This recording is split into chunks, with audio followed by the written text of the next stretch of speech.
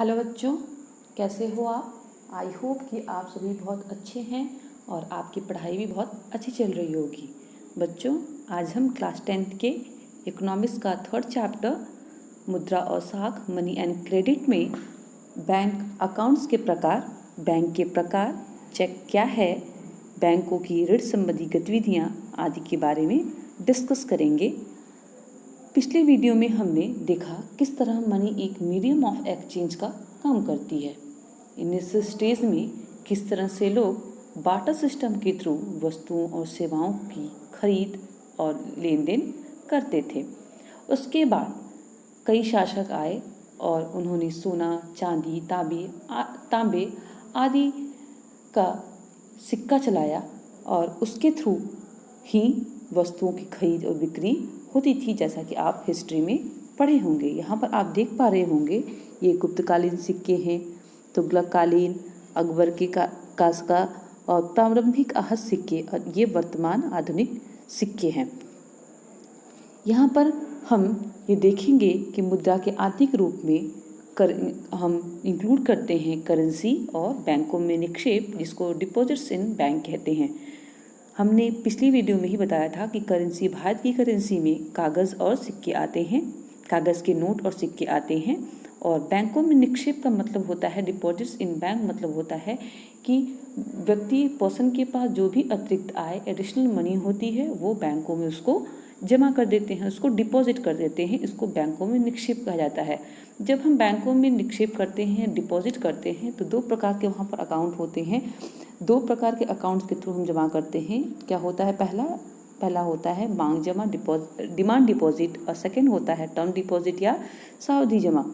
मांग जमा क्या होती है? मांग जमाएं वो जमाएं होती हैं जो एक फिक्स टेन्योर के लिए नहीं होती। इस डिपॉजिट्स को हम बैंक से डिमांड के थ्रू ले सकते हैं। हम ऐसी जमाएं जो कि जिन्हें हम बैंक से मांग सकते हैं, ऐसी जमाओं को हम कहते हैं मांग जमा। वह कभी भी उन अमाउंट को हम विड्रॉ कर सकते हैं। फॉर एग्ज़ाम्पल, आप सभी लोग कभी न कभी एटीएम गए होंगे, एटीएम से पैसे आपने निकाले होंगे। आप देखते होंगे कि एटीएम में दो ऑप्शन मांगता है, पहला है सेविंग अकाउंट का और दूसरा है करंट अकाउंट का। तो ये जो सेविंग अकाउंट और करंट अकाउंट है, इस दोनों के थ्रू ही हम पैसे निकालते हैं। यही दोनों अकाउंट जो है वो होते हैं मांग जमा के एग्जाम्पल होते हैं, इसके प्रकार होते हैं। दूसरा हमारा जो होता है सावधि जमा, टर्म डिपॉजिट। टर्म डिपॉजिट में क्या होता है कि ऐसे डिपॉजिट जो फिक्स टेन्योर के लिए होते हैं, और इन डिपॉजिट्स को हम बैंक्स में बीच बीच में जाकर के पैसे इनसे हम नहीं निकाल सकते। तो ये दो प्रकार के डिपॉजिट्स हमने देख लिए हैं। मेन जो है हमारा ये डिमांड डिपॉजिट की एक महत्वपूर्ण, एक इम्पॉर्टेंट फैसिलिटी ये होती है कि इस डिमांड डिपॉजिट में क्या होता है कि एक चेक की फैसिलिटी मिली होगी। आपने चेक के बारे में सुना होगा। चेक से पेमेंट के लिए पेमेंट करने वाला जो होता है उसका किसी बैंक में अकाउंट होता है और एक फिक्स अमाउंट के लिए वह चेक जारी करता है। और क्या होता है, चेक के मान लो कि मेरा किसी पर्टिकुलर अकाउंट में किसी पर्टिकुलर बैंक में अकाउंट है और मैं आपके लिए, आपके नाम का एक मेरे पास चेक है। अब मैं उस चेक को साइन करती हूँ, अमाउंट लिखती हूँ और आपके नाम से उसको दे देती हूँ। तो आप जाओगे बैंक में और उस चेक को लेकर के आप उस चेक को जमा करोगे बैंक में और आपके अकाउंट में वो पैसे आ जाएंगे। तो इसका मतलब ये है कि मेरे बैंक ने मुझे ये फैसिलिटी दी हुई है कि मैं चेक के थ्रू भी पेमेंट कर सकती हूँ। उसके लिए मुझे कैश ट्रांजैक्शन की ज़रूरत नहीं है। तो आप देख पा रहे होंगे यहाँ पर कि चेक दिखता किस तरह से है। देखो यहाँ ये चेक है, आप देख पा रहे हो। यहाँ पे मीन्स कि जिसके नाम से आपने ये पेमेंट किया हुआ है। मान लीजिए आप में से कोई प्रेम है, प्रेम के नाम से ये जो चेक देता है उसका साइन है। कितने अमाउंट का चेक दे रहा है ये बैंक द्वारा प्रयुक्त कोड है। ये नंबर जो है वो चेक नंबर होता है। आप देखिए यहाँ अकाउंट नंबर लिखा होता है। यहाँ पे रुपए में ये वर्ड्स में जो भी है 50,000 को आप वर्ड्स में लिखोगे और यहाँ पर डेट लिखी होती है। इस तरह से चेक होता है और इस तरह चेक का जो है वो परफॉर्मा होता है। ठीक है, आई होप कि आपको चेक के बारे में चीज़ें जो है वो क्लियर हो गई होंगी। नेक्स्ट हम चीज़ों को देखते हैं कि मनी को एक मीडियम ऑफ एक्सचेंज के रूप में क्यों स्वीकार किया जाता है?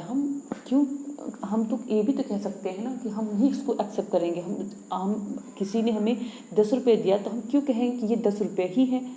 इसकी क्या क्या गारंटी है कि ये 10 रुपये ही हैं? हम उसको क्यों मीडियम ऑफ एक्सचेंज के रूप में स्वीकार करें? हमें स्वीकार इसलिए करना है क्योंकि इसे किसी कंट्री की गवर्नमेंट जो है ऑथराइज करती है। इंडिया में रिजर्व बैंक ऑफ इंडिया एक केंद्रीय बैंक है, एक सेंट्रल बैंक है, और वही नोट जो है वो करेंसी नोट जो है वो जारी करती है।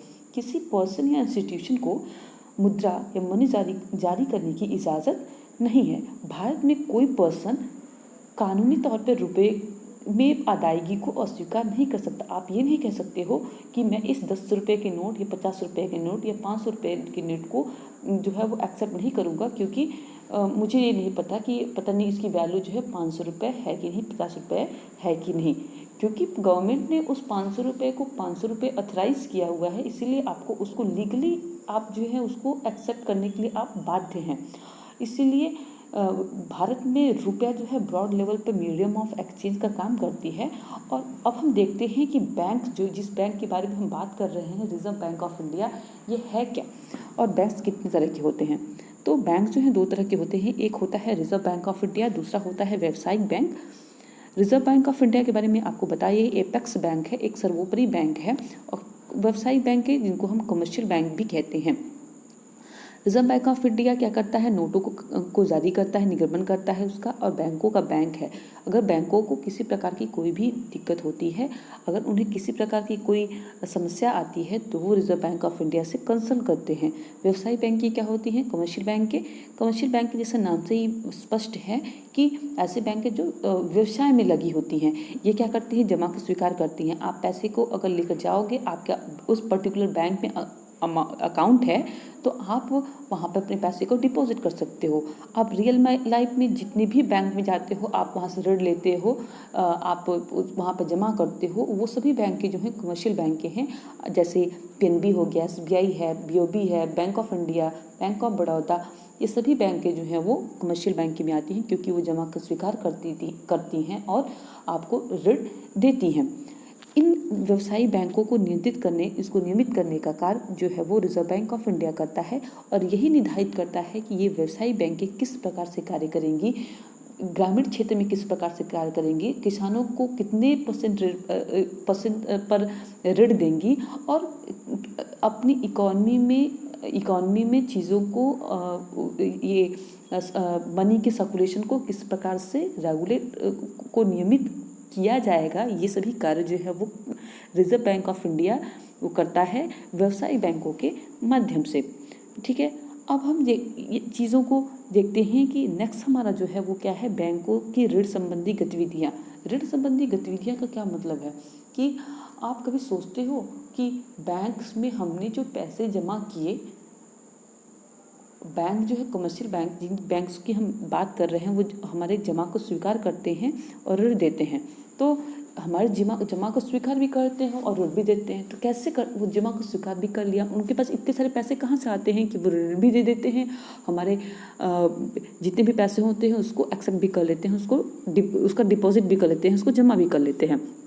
तो चलिए हम समझते हैं कि बैंकों के ऋण संबंधी गतिविधियाँ किस तरह की होती है। मान लो कि ये एक बैंक है, फॉर एग्जाम्पल एक बैंक है, आप लोग गए, आपके पास जो भी एडिशनल जो भी एक्स्ट्रा मनी है आपने लोग जो है इसमें जमा कर दिए, ठीक है। और जो हमने पैसे जमा किए इस बैंक में, उस पर बैंक जो है हमें ब्याज देती है, कुछ परसेंट का ब्याज देती है कि आपने हमारे बैंक में पैसे जमा किए हैं तो आपको उस पर ब्याज मिलेगा। लोग रखते भी इसीलिए हैं, अदरवाइज़ वो अपने पास ना रख लें, अपने पास रखेंगे तो उनको ब्याज नहीं मिलेगा, बैंक में रखेंगे तो उनको ब्याज मिलेगा। कुछ लोग क्या होते हैं, कुछ लोग क्या करते हैं, उन्हें जब भी ज़रूरत पड़ती है, मान लो कुछ लोग एग्रीकल्चर वर्क में हैं, लगे हुए हैं, कुछ व्यवसायी हैं, उनको अपने व्यवसाय के लिए कुछ ऋण ये चाहिए, पैसे चाहिए, तो वो बैंक के पास जाते हैं और वहाँ से ऋण लेते हैं और बैंक इनको ऋण दे देती है, ठीक है। और फिर यही लोग जो ऋण लेते हैं वो ऋण को लौटाते हैं। अब ये प्रोसेस है क्या? पूरा प्रोसेस ये है कि बैंक में लोग पैसे जमा करते हैं, उन्हीं पैसे को के कुछ परसेंट भाग को, मान लो 10% भाग को बैंक अपने पास रखती है, और सभी जितने भी और सब पैसे हैं उसी को वो ऋण के रूप में दे देती है। इसमें होता क्या है कि लोग जो पैसे जमा करते हैं उसमें जो रेट ऑफ इंटरेस्ट है वो, मान लो फॉर एग्जांपल कि आपने जो पैसा जमा किया उस पर आपको 3% का ब्याज दर पे मिल रहा है, वार्षिक ब्याज, और उसी पैसे को बैंक ने 10% उसका रख करके और सभी ऋण दे दिया। उस पर उसने कितना इंटरेस्ट लिया, मान लो उस पर उन्होंने 9% लिया फॉर एग्जांपल, ठीक है। तो क्या होता है कि 3% पे हमने जो जमा किया हमें तो 3% मिल रहा है, लेकिन बैंक ने जो ऋण के रूप में दिया, जो डेब्ट के रूप में दिया, लोगों को उधार दिया, वो तो उनका हो गया 9% में दे रहे हैं। तो ये जो इसका जो डिफरेंस है वो कितना आ रहा है, उसका डिफरेंस जो आ रहा है वो 6% आ रहा है। मतलब 6% का बैंक को लाभ हुआ, और यही 6% जो है बैंकों की आय का स्रोत होती है। हमने जो पैसे जमा किए हैं उन्हीं पैसे में से कुछ परसेंट भाग जो है बैंक रख लेती हैं कि मान लो कभी कभार कोई कस्टमर आता है, उसको अचानक पैसे की ज़रूरत पड़ गई तो उन पैसे को वो दे देगा।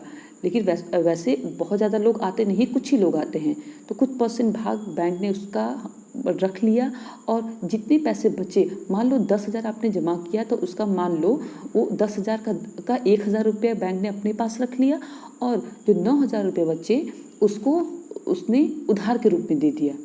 अब 10,000 जो आपने जमा किया है उस पर वो 3% ही ब्याज देगी आपको, लेकिन जो 9,000 रुपये बैंक ने उधार के रूप में दिया है उस पर वो 9% जो है वो ब्याज जो है वो ले रही है। तो बैंक को 6% का वो फ़ायदा हो रहा है, तो यही 6% जो होता है वो बैंकों की आय होती है। तो इस तरह से ऋण की गतिविधियां बैंकों में चलती हैं कि हम जो जमा करते हैं वही बैंक जो है वो लोगों को ऋण के रूप में दे देते हैं, कुछ परसेंट भाग रिजर्व के रूप में अपने पास रख करके। ठीक है, आई होप कि आपको बैंकों के ऋण संबंधी गतिविधियां समझ में आ गई होंगी। नेक्स्ट वीडियो में हम और चीज़ों को डिस्कस करेंगे। अगर आपको इससे रिलेटेड कोई भी कन्फ्यूज़न है तो आप क्वेश्चन इसके रिगार्डिंग कर सकते हैं। Thank you.